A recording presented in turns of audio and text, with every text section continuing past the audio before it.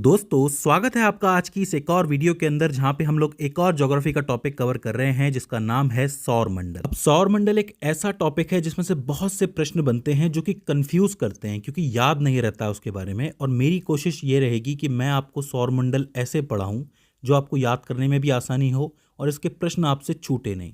तो आपका काम यह है कि साथ के साथ वो सारी चीज़ें लिख के चलिए जो मैं आपको बताने वाला हूँ। ठीक है, तो शुरू करते हैं। देखो, सौर मंडल के नाम से समझ में आ रहा है कि सौर मंडल यानी कि सूर्य का मंडल जिसके आसपास बहुत सारे आकाशीय पिंड या फिर खगोलीय पिंड घूम रहे हैं। अब देखो, आकाशीय पिंड या खगोलीय पिंड से मेरा मतलब ये है कि जो हमारा सूर्य है उसके अंदर बहुत ज़्यादा द्रव्यमान होता है, बहुत वजन होता है। उस वजन की वजह से ही बहुत सारा ग्रेविटेशनल फोर्स वो तैयार करता है। ठीक है, और उस ग्रेविटेशनल फोर्स के इन्फ्लुएंस में आके, प्रभाव में आके जो चीज़ें उसके आसपास घूमती है वही सौर मंडल का हिस्सा बन जाती है। अब इसमें कई चीज़ें होती हैं, जैसे कि ग्रह भी घूम रहे हैं तो उपग्रह भी घूम रहे हैं, क्षुद्र ग्रह भी घूम रहे हैं तो बौने ग्रह भी घूम रहे हैं, उल्का पिंड भी घूम रहे हैं तो धूमकेतु भी घूम रहे हैं। ये सभी आकाशीय या फिर खगोलीय पिंड कहलाते हैं जो सूर्य के गुरुत्वाकर्षण फोर्स के या फिर गुरुत्वाकर्षण बल के प्रभाव में घूमते हैं। ठीक है, अब जो सौर मंडल है उसका केंद्र सूर्य तो है ही है, उसके अलावा 8 ग्रह होते हैं जिसमें से पहला होता है बुध यानी कि मरकरी जो कि सूर्य के बहुत करीब होता है। दूसरा होता है शुक्र यानी कि वीनस, उसके बाद वाला। इसके बाद आती है अर्थ यानी कि हमारी पृथ्वी। उसके बाद आता है मंगल ग्रह यानी कि मार्स। उसके बाद आती है एक बेल्ट जिसके अंदर बहुत सारे छोटे छोटे एस्टेरॉयड घूमते रहते हैं जिनको आप क्षुद्र ग्रह के नाम से जानते हैं, उसके बारे में बाद में बात करेंगे। उस बेल्ट के आगे आपका आता है बृहस्पति। ठीक है, बृहस्पति यानी कि जुपिटर। उसके बाद आता है शनि ग्रह यानी कि सैटर्न। उसके बाद आता है अरुण ग्रह यानी कि यूरेनस। और उसके बाद आता है वरुण ग्रह यानी कि नेपच्यून। तो ये वो 8 प्लैनेट्स हैं जो आसपास रेगुलरली घूमते रहते हैं। अब आप कहेंगे कि हमने तो 9 ग्रहों के नाम भी सुने हुए हैं, एक प्लूटो नाम का ग्रह भी है, लेकिन मैं आपको बता दूं कि वो ग्रह नहीं है, वो बौना ग्रह है। साल 2006 में इंटरनेशनल एस्ट्रोनॉमिकल यूनियन की बैठक हुई थी और वहाँ प्लूटो को ग्रहों की श्रेणी से बाहर कर दिया गया था, उसे एक बौना ग्रह करार दे दिया गया था। अब ऐसा क्यों हुआ था वो मैं आपको आगे बताऊंगा। तो एक चीज़ आप याद रखिए कि जो केंद्र है हमारा वो सूर्य है, उसके आसपास क्या है, आपके ग्रह हैं। और ये जो आपका प्लूटो है, ये प्लूटो एक बेल्ट के अंदर आता है जिसको आप लोग कहते हो क्यूपर बेल्ट। जैसे बीच में एस्टेरॉयड बेल्ट होती है वैसे ही यहाँ पे नेपच्यून के बाद एक क्यूपर बेल्ट होती है, प्लूटो भी इसी का कहीं हिस्सा होता है। ठीक है, अब हमने ये सारी चीज़ें देख ली, बनावट समझ ली। अब हम एक एक करके समझते हैं सारी चीज़ों का मतलब। शुरुआत करते हैं हम सूर्य के साथ। तो देखो, सूर्य जो है वो मिल्की वे गैलेक्सी का हिस्सा है, यानी कि एक आकाश गंगा है, एक बहुत बड़ी, जिसके अंदर बहुत सारे तारे हैं।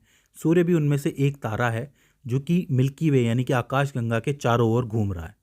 ये जो आकाश गंगा है इसके बीच में एक ब्लैक होल है जिसका नाम है सेजिटेरियस ए। इसकी तस्वीर पहली बार 2021 में ली गई थी, ये तस्वीर आपने देखी होगी सोशल मीडिया पे। तो ये वो ब्लैक होल है जो कि इसके बीच में होता है और सूर्य भी इन्हीं के आसपास घूमता है। अब आप एक चीज़ देखेंगे कि जो मिल्की वे गैलेक्सी है उसकी बहुत सारी शाखाएं हैं, यानी कि आर्म्स हैं। उस सभी शाखाओं में से एक शाखा का नाम है ओरियन शाखा, और उसी ओरियन शाखा का हिस्सा है हमारा सूर्य, और उसी के आसपास हम लोग घूम रहे हैं प्लैनेट्स के ऊपर। हमारा सूर्य मिल्की वे गैलेक्सी के केंद्र से लगभग 26,000 प्रकाश वर्ष की दूरी पे है। ये दूरी याद कर लेना, इससे प्रश्न जरूर बनता है। कितनी दूर है? 26,000 प्रकाश वर्ष।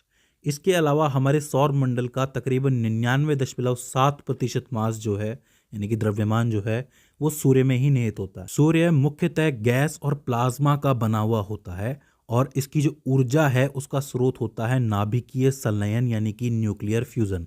इसके अंदर होता क्या है कि दो नाभिकों को जोड़ा जाता है, इतनी तेजी से वो जुड़ते हैं कि दोनों एक बन जाते हैं और उसकी वजह से कुछ एक ऊर्जा है जो बाहर निकलती है, इसको न्यूक्लियर फ्यूजन कहा जाता है। और ये जो प्रक्रिया है ये आपके सूर्य में चलती रहती है। वहाँ पे क्या होता है कि हाइड्रोजन और हाइड्रोजन मिल जाते हैं और उन दोनों नाभिकों के मिलने से वो हीलियम बन जाते हैं और उससे ऊर्जा रिलीज होती है, यानी कि बाहर निकलती है। इसीलिए हम कहते हैं कि सूर्य जो है वो लगातार जल रहा है। ठीक है, इसके अलावा एक रोचक तथ्य ये है कि जो हमारा सूर्य है वो पृथ्वी से इतना बड़ा है कि हमारे सूर्य में हमारे जैसी 13 लाख पृथ्वियां यूं ही समा सकती हैं। जरा सोच के देखिए कि पृथ्वी कितनी बड़ी है और ऐसी 13 लाख पृथ्वियां आसानी से समा सकती हैं सूर्य के अंदर। और अंत में बात करें सूर्य की आयु की, तो सूर्य की आयु तकरीबन 4.6 बिलियन वर्ष के बराबर है। मतलब इतने सालों से सूर्य लगातार जल रहा है, इसके अंदर नाभिकीय संलयन हो रहा है।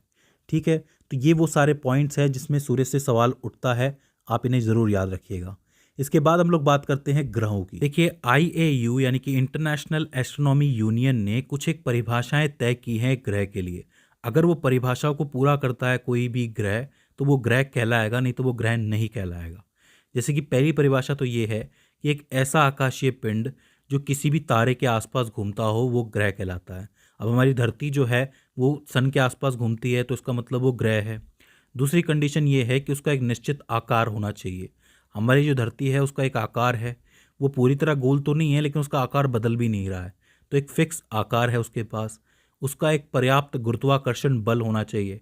जैसे सूर्य का अपना गुरुत्वाकर्षण बल है वैसे पृथ्वी का भी है, इसी तरीके से और ग्रहों का भी है। इसके अलावा उसकी एक निश्चित कक्षा होनी चाहिए, एक निश्चित ऑर्बिट होना चाहिए। ये नहीं है कि वो अपनी मर्जी से घूम रहा है, उसकी ऑर्बिट फिक्स है, एक साल के अंदर वो इतना डिस्टेंस ट्रेवल करता है, मतलब दूरी तय करता है, तो वही होना चाहिए।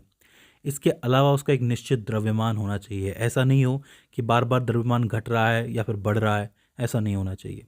और एक चीज़ और होती है कि वो स्वयं प्रकाशमान भी नहीं होते हैं, वो प्रकाश लेते हैं किससे? सूर्य से लेते हैं। तो ये वो सारी परिभाषाएं हैं जो IAU ने सेट की थी। लेकिन जब आप बात करते हो प्लूटो की, तो प्लूटो को 26 अगस्त 2006 को एक ग्रह की श्रेणी से इसलिए बाहर निकाला गया क्योंकि जो प्लूटो है उसका जो ऑर्बिट है, उसकी कक्षा जो है वो नेपच्यून यानी कि वरुण ग्रह की कक्षा को काटती थी। आप ये डायग्राम देखो, होता ही है कि जब भी प्लूटो घूमता था तो वो घुस जाता था कहाँ पे? नेपच्यून की कक्षा के अंदर इस तरीके से, और फिर बाहर काट के बाहर निकलता था। तो इसी वजह से इसको बौना ग्रह करार दे दिया गया ग्रह की जगह। तो अब अगर आपसे कोई पूछे कि प्लूटो ग्रह क्यों नहीं है तो आप इसका कारण दे सकते हो। अब बात करते हैं ग्रहों के वर्गीकरण की। तो देखो 3 तरीके के ग्रह होते हैं। पहले तो वो होते हैं जो आंतरिक ग्रह कहलाते हैं। ये जो शुरू के 4 ग्रह हैं आपके, जैसे कि मरकरी, विनस, अर्थ और मार्स, हिंदी में अगर मैं बोलूँ तो बुध, शुक्र, धरती यानी कि पृथ्वी और मंगल, ये चारों के चारों जो हैं ठोस ग्रह हैं। मतलब इनकी जो सतह होती है वो ठोस होती है, सॉलिड क्रस्ट होती है। और अगर आप बात करोगे अंतिम 4 ग्रहों की तो उसमें से जो पहले 2 हैं, जैसे कि आपका सैटर्न हो गया और जुपिटर हो गया, ये गैसीय ग्रह हैं। तो दूसरा वर्गीकरण आप गैस के आधार पर कर सकते हो कि ऐसे ग्रह जिनके पास कोई सॉलिड क्रस्ट नहीं होता, ठोस सतह नहीं होती, वो सिर्फ गैस के बने हुए होते हैं। और जो आखिर के 2 हैं यूरेनस और नेपच्यून, वो आपके बर्फ के बने हुए होते हैं, मतलब उसके अंदर बर्फ जमी हुई होती है। तो आप ये कह सकते हो एक तरीके से कि शुरुआत में आंतरिक ग्रह जो होते हैं सॉलिड होते हैं, उसके बाद के 2 जो होते हैं गैसीय होते हैं, और आखिर वाले जो होते हैं वो बर्फ के बने हुए होते हैं। तो इस तरीके से आप वर्गीकरण कर सकते हो इसका। इन सभी ग्रहों में एक खास बात ये होती है कि ये सारे के सारे सूर्य के आसपास घूमते हैं, लेकिन एंटी क्लॉकवाइज डायरेक्शन के अंदर। मतलब वो इस तरीके से घूमते हैं, घड़ी किस तरह घूमती है इस तरीके से, लेकिन ये सब इस तरीके से जाते हैं। लेकिन ये अपने एक्सिस के ऊपर, अपनी धुरी के ऊपर भी घूमते हैं। तो जो आपका वीनस है यानी कि शुक्र ग्रह है, और यूरेनस है जो अरुण ग्रह है, इन दोनों को छोड़कर सारे ग्रह जो होते हैं वो वेस्ट टू ईस्ट घूमते हैं, मतलब पश्चिम से पूरब घूमते हैं। लेकिन जो वीनस ग्रह है वो क्या करता है? वो उल्टा घूमता है, मतलब ईस्ट टू वेस्ट घूमता है। और जो आपका यूरेनस है वो भी इसी तरह उल्टा घूमता है। तो ये 2 प्लैनेट इसीलिए खास है कि ये अपनी धुरी पर उल्टा घूमते हैं, और बाकी सारे प्लैनेट जो हैं वेस्ट टू ईस्ट घूमते हैं। तो ये आपको मुख्य रूप से याद रखना है, आपको कंफ्यूज नहीं होना है कि सूर्य के आसपास तो सबके सब एंटी क्लॉकवाइज डायरेक्शन में ही घूम रहे हैं, लेकिन वीनस को और यूरेनस को छोड़ के बाकी सब तो वेस्ट टू ईस्ट घूमते हैं, लेकिन वीनस जो है वो ईस्ट टू वेस्ट घूमता है, और यूरेनस भी इसी तरह उल्टा घूमता है। ठीक है, तो मुझे उम्मीद है कि आपको इसमें कंफ्यूजन नहीं रहा हो। इसके बाद हम लोग बात करते हैं उपग्रहों की, यानी कि जो आपके सैटेलाइट्स होते हैं। अब देखो सैटेलाइट्स 2 तरीके के होते हैं, प्राकृतिक भी होते हैं, कृत्रिम भी होते हैं। प्राकृतिक वो होते हैं जो पहले से घूम रहे हैं, और कृत्रिम वो होते हैं जो हम बना के भेजते हैं। तो एक बार आप लोग प्राकृतिक की बात करो, कृत्रिम के बारे में तो हम अलग से बात कर सकते हैं जो हम बना के भेजते हैं। ठीक है, अगर आप बात करोगे डेफिनेशन की कि इसकी परिभाषा क्या होगी, तो देखो उपग्रह क्या करता है कि किसी ग्रह के साथ साथ सूर्य की परिक्रमा भी करता है। मतलब ग्रह के आसपास तो घूमता ही है, साथ में सूर्य के आसपास भी घूमता है। उदाहरण के लिए हमारी धरती के पास एक मून है, मून हमारे आसपास तो घूमता ही है, मतलब धरती के आसपास तो घूमता ही है, साथ में सूर्य के आसपास भी घूमता है। अब हमारी धरती के आसपास तो एक ही प्राकृतिक सैटेलाइट है या फिर उपग्रह है, मून है, आप जानते हो। आप बात करोगे और ग्रहों की, तो और ग्रहों के पास कई सारे हो सकते हैं। जैसे मैं बात करूं कि सबसे ज़्यादा उपग्रह कौन से ग्रह के पास है, तो आप लिखेंगे शनि ग्रह।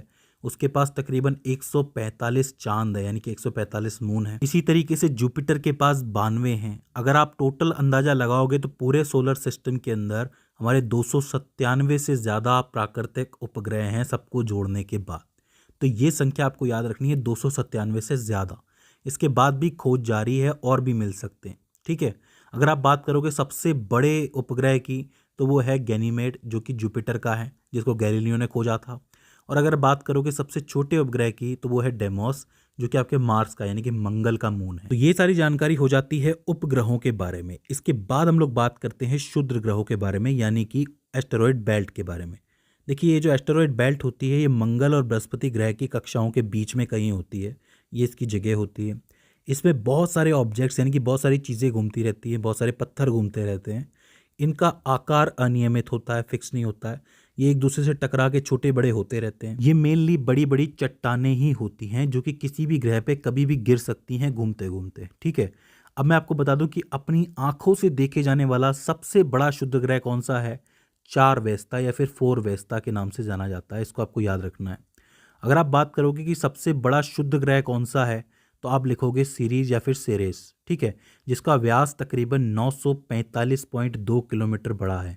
बहुत बड़ा ये एस्टेरॉयड है, बहुत बड़ा ये शुद्ध ग्रह है, इसको आपको याद रखना है। इसी तरह अगर कोई शुद्ध ग्रह या फिर एस्टेरॉयड धरती से आकर के टकराता है, तो वो बहुत बड़े बड़े गड्ढे बना देता है, ठीक है। या आपने क्रेटर्स का नाम सुना होगा, जो अलग अलग ग्रहों पे होते हैं, उपग्रहों पे होते हैं, वो इन्हीं के गिरने की वजह से होते हैं। हालांकि ये गिरते नहीं है इतनी आसानी से, क्योंकि ये बेल्ट में घूमते रहते हैं मेनली, तो ठीक है। तो ये एस्टेरॉयड बेल्ट है, शुद्ध ग्रह है, इसको आपको याद रखना है। इसके बाद अगर आप बात करोगे धूमकेतु की, तो धूमकेतु क्या होता है? ये थोड़ा सा अलग होता है। ये मेनली बर्फ का बना होता है, धूल का बना होता है, गैसों का बना होता है। छोटे छोटे पिंड होते हैं ये। इनकी कक्षा अनियमित होती है, मतलब ये कहीं पे भी घूम सकते हैं। ऐसा नहीं है कि वो किसी के आसपास ही घूम रहे हैं, कहीं से भी आज़ाद होकर कहीं पे भी चले जाते हैं। ये जो है लंबी चमकदार पूंछ के साथ आगे बढ़ते हैं। इनकी पहचान ये है कि ये जब भी सूर्य के पास जाते हैं तो इनकी पूंछ चमकने लगती है, ठीक है। इसके अलावा ये क्यूपर बेल्ट में ज़्यादा पाए जाते हैं। जो सबसे लास्ट में बेल्ट होती है, मैंने आपको बताया था ना, ये आपका वरुण ग्रह के बाद में क्यूपर बेल्ट, उसी में ये पाए जाते हैं। इनका एक नाम और मशहूर है, जिसको आप पुच्छल तारा कहते हो, कि पुच्छल तारा गुजर रहा है। सबसे मशहूर पुच्छल तारे को आप हेलीज कॉमेट कहते हो। याद रखिए कि जो आपका धूमकेतु है, उसको इंग्लिश में कॉमेट कहा जाता है। तो हेलीज कॉमेट जो है वो सबसे फेमस है। हेलीज जो है वो एक साइंटिस्ट का नाम था, जो कि न्यूटन के टाइम पे थे। उन्होंने न्यूटन की मदद की थी किताब छपवाने के लिए, इसलिए आगे चल के इनके नाम से इसको मशहूर किया गया। ये जो आपका हेलीज कॉमेट है, ये 75 से 79 वर्षों के बीच में एक बार नजर आता है। आखिरी बार ये 1986 में नजर आया था। इसके बाद ये संभावना है कि ये 2061-62 में नजर आएगा, ठीक है। तो ये हो जाता है आपका धूमकेतु यानी कि कॉमेट। इसके बारे में भी आपको याद रखना है। इसके बाद अगर हम लोग बात करें उल्का पिंड की, तो देखो उल्का पिंड को हम लोग कहते हैं मीटेओराइट। बाकी सब में और इसमें फ़र्क ये है कि ये आकर के आपकी धरती पे गिर जाते हैं। जितनी भी चीज़ें धरती पे आके गिर जाती हैं, उसको आप लोग मीटेओराइट ही कहते हो, उल्का पिंड ही कहते हो। ये मेनली धूल के बने होते हैं, चट्टान के बने होते हैं, गैस के बने हुए होते हैं। कभी कभी ये क्षुद्र ग्रह के टुकड़े भी होते हैं, मतलब क्षुद्र ग्रह टूटता है तो छोटा सा टुकड़ा बचता है, वो टुकड़ा आकर के गिर जाता है। होता ये है कि जब ये एटमॉस्फेयर में यानी कि आपके वायुमंडल में आता है, तो ये जलने लगता है। अगर ये थोड़ा सा बड़ा है तो थोड़ी देर तो ये जलेगा, लेकिन फाइनली आकर के धरती की सतह पे गिर जाएगा। और इसी को साइंटिस्ट जो हैं वो कलेक्ट करते हैं और उसकी जानकारी लेने की कोशिश करते हैं, ठीक है। तो आपको उल्का पिंड को याद रखना है, जिसको अंग्रेजी में क्या कहते हैं? मीटेरॉइड कहते हैं। और आखिर में जो जानकारी बचती है वो है ड्वार्फ प्लैनेट की, यानी कि बौने प्लैनेट की, यानी कि जिनका ऑर्बिट जो है वो वृत्ताकार नहीं होता है, जैसे कि प्लूटो। प्लूटो को बौना ग्रह बना दिया गया था, ग्रहों की श्रेणी से निकाल दिया गया था, मैंने आपको बताया था, क्योंकि ये क्या करता है कि दूसरे की कक्षा को काटता है, ठीक है। लेकिन मैं आपको बता दूं कि हमारे पूरे सोलर सिस्टम के अंदर 5 बौने प्लैनेट हैं। एक प्लूटो तो है, इसके साथ सीरीज भी है, एरीज भी है, मैकमैक भी है और होमिया भी है। तो इस तरीके से 5 बौने प्लैनेट और 8 वैसे प्लैनेट, यानी कि 8 वैसे ग्रह। तो टोटल प्लैनेट्स कितने हो गए? 13 हो गए। कभी कभी क्या होता है कि एस्ट्रोनॉमर्स की क्लास में आपको सुनने को मिलेगा, अगर आप जाओगे तो वो कहेंगे कि सोलर सिस्टम में कुल 13 प्लैनेट्स होते हैं। तो आप कंफ्यूज हो जाओगे कि हमने तो 8 का नाम सुना है, 9 का नाम सुना है, ये 13 कहाँ से आ गए? तो 5 कौन से होते हैं? बौने प्लैनेट होते हैं। तो ये बात आपको याद रखनी है। तो दोस्तों ये वो सारी जानकारी है जो कि आपको इम्पॉर्टेंट है, आपको याद करनी पड़ेगी एग्ज़ाम्स के लिए। आई होप आपको समझ में आई हो। अगर इसमें से ज़रा सा भी आपको कन्फ्यूज़न होता है तो आप हमें कमेंट सेक्शन के अंदर बता सकते हैं। तो दोस्तों आज की इस वीडियो के अंदर बस इतना ही। See you in the next one.